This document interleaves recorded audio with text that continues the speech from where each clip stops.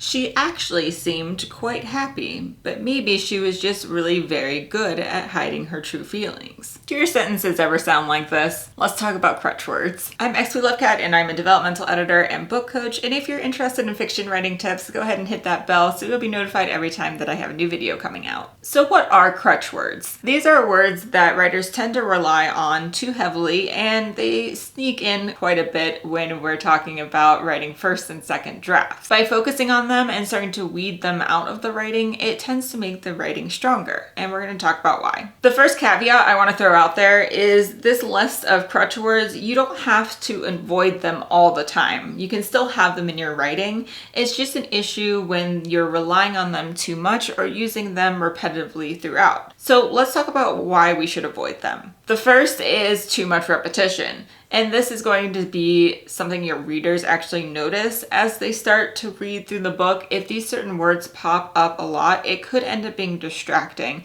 because we just keep seeing the same word over and over again. The second reason is these crutch words tend to weaken your writing. And what I mean by that is there's often a different word choice that you can use that makes it more evocative or stronger writing and is more interesting for a reader to read. The third reason you should avoid these is they're essentially like little speed bumps. So these speed bumps are words that you might not actually need to have in your writing, and they just slow the pacing of the reading down. So sometimes they can be completely removed and the pacing and the flow of the reading is going to be a lot smoother and a better experience for readers. So let's dive into some of the most common offenders. And the first one, which is a big pet peeve of mine, is suddenly. Starting every sentence with suddenly this happened and then suddenly this happened. And it can get pretty repetitive when you're trying to burst in and kind of scare the reader a little bit. But when you use the word suddenly, you're actually giving away that tension because you are saying, hey reader, something is going to happen, but you don't know what. So they're not scared by the what, they're just focused on the suddenly and given that information already. Okay, so let me clarify by giving you a little bit more of an example of what I mean. Suddenly, the door slammed shut. While this can feel dramatic, it actually kind of ruins the flow of your story. So let's look at the other way to do this, which is the door slammed shut with a loud bang. So the surprise there isn't ruined for the readers. We have the door slammed shut, which is the jarring event, and we're adding a little bit more description to make readers feel it. So this still conveys a sudden action, but we're also giving a little bit more description to make it more immersive for the readers, ultimately making the writing stronger. Now again, you don't have to remove suddenly from everywhere in your manuscript, so here's an example from the book Divergent that gives you a sense of when you could use this effectively. She tilts her head. You look familiar for some reason for... I can't imagine why, he replies, his voice suddenly cold. So this use of suddenly is indicating a change for the reader. So readers are seeing that now there's a change in the way that this voice was happening, where it wasn't cold before and now suddenly it is.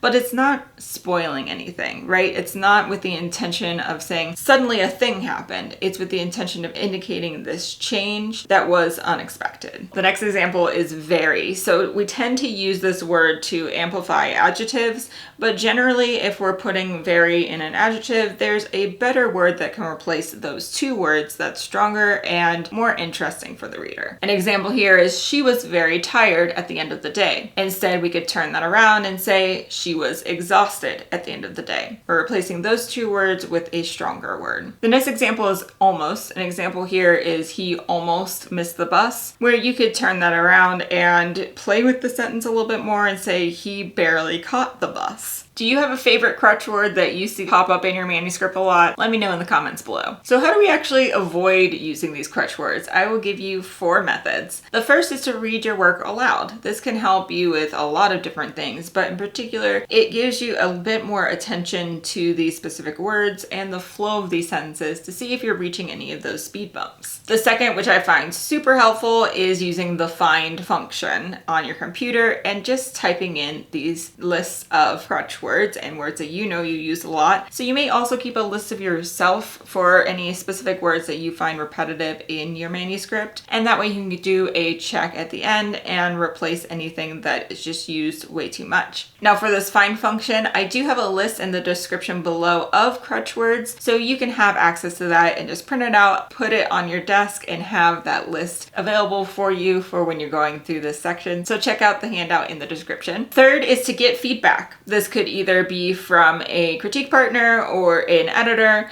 that's going through your work and they're identifying these words for you that you're using a lot, because sometimes it can be a little bit difficult to see them yourself when you've been so immersed in your writing. Then the fourth is an activity that you can use to strengthen your writing. So you can challenge yourself to write without using any of these crutch words, and tally every time that you are tempted to use one. That will give you a little bit of a reference of how many times you do rely on these words, and just kind of a wake up session of, oh, I do want to use these words a lot, and it'll give you pause when you go to use them in your regular writing sessions. By eliminating these crutch words, you're going to make the reader experience so much better, and you're going to strengthen your writing too. So thank you so much for watching. Make sure you grab that handout for your complete list of crutch words in the description, and thank you. Happy writing.